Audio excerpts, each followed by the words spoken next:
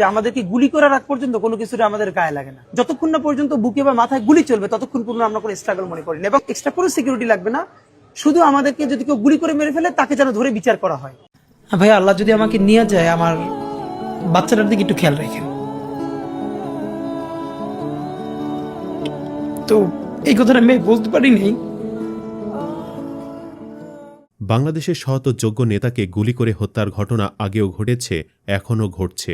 শরীফ ওসমান হাদী বর্তমানে সারা বাংলাদেশে আলোচনার কেন্দ্রবিন্দু। আগামী নির্বাচনে ঢাকা ৮ আসনের স্বতন্ত্র প্রার্থী তিনি। যার শরীরটা শুধুই সাহসে ভরা, তিনি শরীফ ওসমান হাদী। হাদী বক্তৃতা দেন না, যেন প্রতিবাদে ঝড় তোলেন। তার বজ্র কণ্ঠে কোনো কাব্যিক শব্দ থাকে না, কথা বলেন কঠোর ভাষায়। এই ওসমান হাদী এবং তার ভাই বোনেরা আল্লাহ ছাড়া এই জমিনের নিচে আর কাউকে ভয় পায় না। সে কঠোর ভাষা কখনো আওয়ামী লীগের বিরুদ্ধে যায়, আবার কখনো অন্যান্য দলগুলোর বিরুদ্ধে যায়। তবে হাদী এসব নিয়ে ভাবেন না, আর এই না ভাবাটাই যেন তার জীবনের কাল হল। আজ তিনি জীবন মৃত্যুর সন্ধিক্ষণে। গত 12 ডিসেম্বর শুক্রবার রাজধানী ঢাকার পল্টনের বিজয়নগর কালভার্ট রোড এলাকায় নির্বাচনী প্রচারণার সময় গুলিবিদ্ধ হন তিনি। তার মতো সৎ ও সাহসী নেতাকে এভাবে হত্যার পরিকল্পনা সত্যি কষ্টদায়ক। তো বন্ধুরা, আজকের এই ভিডিওটিতে আপনাদের জানাবো বাংলাদেশের তরুণ মেধাবী ও সাহসী কণ্ঠস্বর শরীফ ওসমান হাদীর জীবনী সম্পর্কে। কে এই হাদী, কি তার পরিচয়, এবং সর্বশেষ জানাবো বর্তমানে কি অবস্থায় আছেন তিনি। তো চলুন আর কথা না বাড়িয়ে ভিডিওটি শুরু করি। তবে বন্ধুরা, ভিডিওটি শুরু করার পূর্বে অনুরোধ রইল, ভিডিওটিতে একটি লাইক দিয়ে শুরু থেকে শেষ পর্যন্ত দেখুন। সবাই যখন মৃত্যুটাকে ভীষণ ভয় পায়, আমি তখন হাসতে হাসতে আল্লাহর কাছে ভীষণ সন্তুষ্টি নিয়ে পৌঁছতে চাই। শরীফ ওসমান হাদী হলেন একজন বাংলাদেশী রাজনৈতিক কর্মী ও বক্তা, যিনি জুলাই গণ অভ্যুত্থান পরবর্তী সময়ে গঠিত রাজনৈতিক সাংস্কৃতিক সংগঠন ইনকিলাব মঞ্চের মুখপাত্র হিসাবে পরিচিত। তিনি ত্রয়োদশ জাতীয় সংসদ নির্বাচনে ঢাকা ৮ আসন থেকে সংসদ সদস্য পদপ্রার্থী হিসাবে নির্বাচন করার ঘোষণা দেন। তাছাড়া শরীফ ওসমান হাদী একাধারে একজন সংগঠক, অ্যাক্টিভিস্ট, শিক্ষক ও লেখক। জনপ্রিয় ও বহুল পরিচিত কোচিং প্ল্যাটফর্ম সাইফুরসে দীর্ঘদিন থেকে শিক্ষকতা করছেন তিনি। তার কাছে ইংরেজি শেখা বহু শিক্ষার্থী এখন দেশবিদেশের ভালো ভালো জায়গায় কাজ করছেন।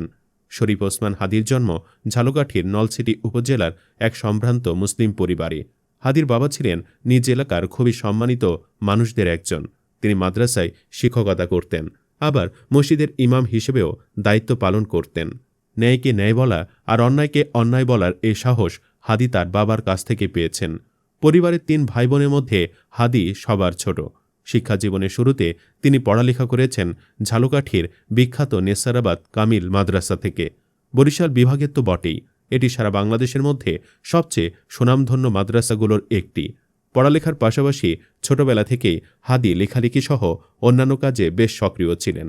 ক্লাস 7-8 থাকাকালীন তিনি জাতীয় পর্যায়ে বিভিন্ন প্রতিযোগিতায় অংশ নিয়ে একাধিকবার পুরস্কারও পেয়েছিলেন। এসএসসি শেষ করার পর তিনি ঢাকা বিশ্ববিদ্যালয়ে পড়ার সুযোগ পেয়ে যান। শরীফ ওসমান হাদী পড়ালেখা করেছেন ঢাবির রাষ্ট্রবিজ্ঞান বিভাগ থেকে। তবে শহরে 8-10টা ছেলেমেয়ের মতো তার ভার্সিটি জীবন অতটা সহজ ছিল না। মাদ্রাসা ব্যাকগ্রাউন্ড থেকে উঠে আসায় বিশ্ববিদ্যালয় শুরু থেকেই তাকে নানা কটু কথা শুনতে হয়েছে।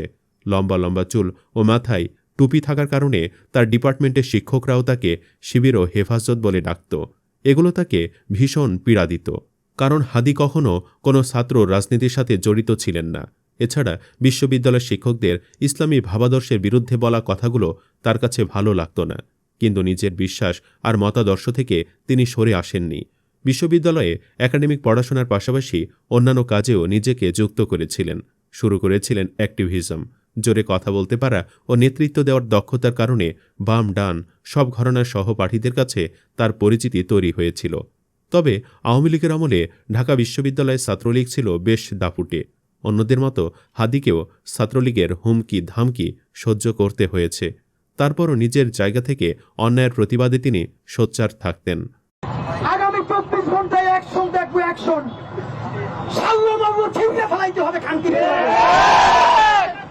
2024 জুলাই আগস্টের আন্দোলন হাদীর সেই প্রতিবাদী রূপকে আরও জাগিয়ে তুলেছিল। তার বাসা রাজধানীর রামপুরায়, আর এই রামপুরা ছিল আন্দোলনের অন্যতম কেন্দ্র। জুলাই আগস্টের দিনগুলোতে হাদী নির্ঘুম রাত কাটিয়েছেন। খাওয়া দাওয়া ভুলে রাস্তায় ছিলেন। চোখের সামনে নিরীহ মানুষদের প্রাণ হারাতে দেখে তিনি হতভম্ব হয়ে গিয়েছিলেন। ভেবেছিলেন এখান থেকে পেছনে যাওয়ার আর সুযোগ নেই। নিজের অন্তঃসত্ত্বা স্ত্রীকে রেখেই আন্দোলনের দিনগুলোতে তিনি সোচ্চার ছিলেন অন্যায়ের বিরুদ্ধে।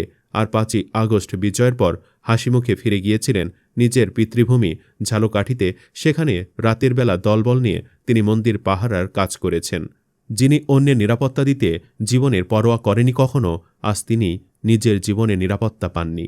12 ডিসেম্বর শুক্রবার প্রায় দুপুর 2:25 রাজধানীর পল্টনে বিজয়নগরে কালভার্ট এলাকায় মোটর সাইকেলে আসা অজ্ঞাত দুর্বৃত্তরা ওসমান হাদির চোয়ালে গুলি করে। জুম্মার নামাজের পরপরই সংঘটিত এই হামলার পর হাদিকে দ্রুত ঢাকা মেডিকেল কলেজ হাসপাতালের জরুরি বিভাগে নেওয়া হয়। এরপর তাকে হাসপাতালের ওয়ান স্টপ ইমার্জেন্সি সেন্টারে নেওয়া হয়, যেখানে তিনি বর্তমানে গভীর কোমায় আছেন। তার জিপিএস স্কোর 3 এবং তিনি মাইড্রিয়াসিসে ভুগছেন। চিকিৎসার এক পর্যায়ে লাইফ সাপোর্টে রাখা হয় হাদিকে। অস্ত্রোপচার চলে মস্তিষ্কে। সিটি স্ক্যান রিপোর্টে দেখা যায় বুলেটের ছোট ছোট একটি অংশবিশেষ তার মাথায় রয়ে গেছে। অস্ত্রোপচারে কিছু অংশ বের করা হয়েছে। হাদির অবস্থা মোটেও আশাব্যঞ্জক নয় বলে জানিয়েছেন চিকিৎসকরা। ঢাকা মেডিকেলের নিউরো বিভাগের প্রধান বলেন, ব্রেন স্ট্রিম মগজের যে কাণ্ড, সেই কাণ্ডের পাশ দিয়ে বুলেটটা বের হয়ে গেছে। কাণ্ডেরও ইনজুরি হয়েছে। এখন ওনাকে কৃত্রিম শ্বাস প্রশ্বাসের মাধ্যমে আমরা বাঁচায় রাখছি।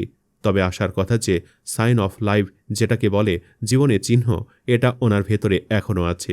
তবে বাঁচার আশঙ্কা খুবই ক্ষীণ। সর্বশেষ তাকে ঢাকা এভারকেয়ার হাসপাতালে স্থানান্তর করা হয়েছে।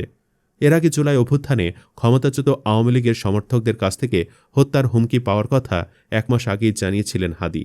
তার উপর হামলাকারীরা এখনও চিহ্নিত না হলেও এটা নির্বাচন বানচালের ষড়যন্ত্রের অংশ মনে করছে বিএনপি সহ বিভিন্ন রাজনৈতিক দল।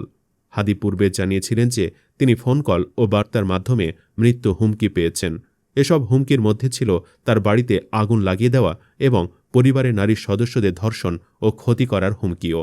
হাদি হয়তো বেঁচে গেলেও এই অবস্থা থেকে ফিরে আসতে অনেক সময় লেগে যাবে। তবে অনেকে মনে করছেন এরপর যে টার্গেটে আছে তিনি হলেন হাসনাত আবদুল্লাহ। হাসনাত ভাই, আমরা চাই আপনি আগে থেকে সতর্ক হন এবং নিরাপদে থাকুন। আমরা এক সৎ ও ন্যায়পরায়ণ সাহসী হাদি ভাইকে হারাতে চলেছি, তবে আপনাকে হারাতে চাই না। তো বন্ধুরা, আপনারা হাদি ভাইয়ের জন্য আল্লাহর কাছে দোয়ার ফরিয়াদ জানান। আল্লাহ যেন তাকে খুব তাড়াতাড়ি সুস্থ করে দেন। আমিন। ভিডিওটি ভালো লাগলে শেয়ার করুন এবং চ্যানেলটিতে নতুন হয়ে থাকলে সাবস্ক্রাইব করে বেল আইকনটি বাজিয়ে রাখুন। ধন্যবাদ।